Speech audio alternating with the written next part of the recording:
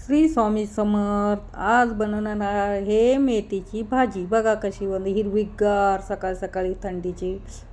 मस्तपैकी तोडून घेतली सगळी. तर पाण्यात धुवून घ्यायचं मस्त, चांगलं पाणी टाकून. बघा कशी धुते. थोडंसं मीठ टाकायचं म्हणजे त्याच्यावर काय फवारलेलं मग औषध हे सगळं निघून जाईल. मग नितळायला ठेवायचं एका ताटामध्ये. सगळं पाणी नितळून घेतलं. हे आता पाणी टाकून द्यायचं झाडाला. मग लसणाच्या कुड्या घेतल्याच्या, 4 मिरच्या हिरव्या घेऊन ठेचलं, त्याला चांगलं आबडधबड ठेचून घेतलं. बघा आता कढई घ्यायची, कढईत द्यायची फोडणी चांगली. हे भिजवलेली मुगाची डाळ 1 तासभर भिजवली. त्या 2 पळ्या तेल, मोहरी टाकली, जिरे काही थोडेसेच आहेत म्हणून टाकले, एकदम थोडे होते. मग टाकलं लसण, त्याला जरा चांगलं तळू दिलं. थोडीशी टाकली हळद,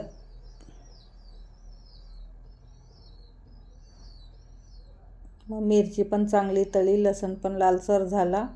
आता हे नितळलेलं पाण्याची मेथीची भाजी टाकली यात. बघा हे पाणी कसं हे झालं.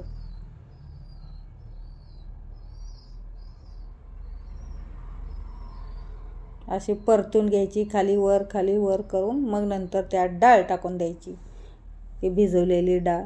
मस्त होती भाजी. आणि थंडीत अशा भाज्या खाणं पौष्टिक, चांगलं शरीराला पण. वरनं थोडं मीठ टाकलं चवीपुरतं, जास्ती पण नाही टाकायचं, खरट व्हायचे नाहीत. मग थोडंसं झाकून ठेवलं, वाफ येऊ दिली चांगली. थोडंसं किंचित पाणी टाकलं. हे देवासाठी 2-3 असे छोट्या छोट्या चपात्या केल्या होत्या. मग ते दाखवलं नैवेद्य. एक अग्निदेवता म्हणून गॅसवर ठेवलं आणि चपात्या करून घेतल्या. बाकीच्या ते काय व्हिडिओमध्ये आलेलं नाही. बघा हे बाहेर नेऊन ठेवते आता बाल्कनीत. हे चपात्या 2 केल्या, 2-4 चपात्या झाल्या, 2 ठेवल्या ताटात. मग तोंडी लावायला दही घेतली. भाजी गरमागरम, सगळं जेवण थंड, दही तोंडी खायला पण दुपारचं जेवण मस्त. भेटूया नेक्स्ट व्हिडिओमध्ये. Mini blog. श्री स्वामी समर्थ.